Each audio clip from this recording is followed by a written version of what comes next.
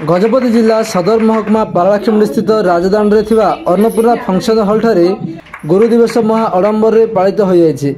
एही अवसर में एक साधारण सभा आयोजन करा नृत्य गीत क्विज वक्तृता प्रतियोगितार मध्य आयोजन करा।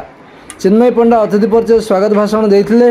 अतिथि मान द्वारा प्रदीप प्रज्वलन कर सभा कार्य आरंभ कर उक्त सभा मुख्य अतिथि भाव में वरिष्ठ अवसरप्राप्त शिक्षयित्री कुमुदिनी भोक्ता, सम्मानित अतिथि भाव में आकांक्षा महिला संगठन संपादिका मीना कुमारी टहल, आईनजीवी अनिता मिश्र, रेखा डिजिटल ईडी मुख्य श्रीकांत महांती, ईशान चांद ओंकार, मुख्य वक्ता मनोज कुमार पंडा जोगदे गुरु दिवस उपलक्षे बुझाई।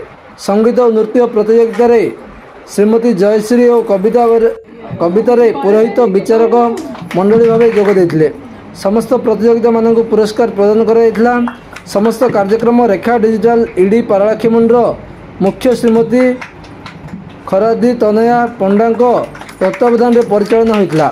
सर्वशेष धन्यवाद अर्पण करते सभा सांग होई कराइथिला। एभली कार्यक्रम को उपस्थित रही समस्त जनसाधारण स्वागत करने सह रेखा डिजिटल को अशेष धन्यवाद देते।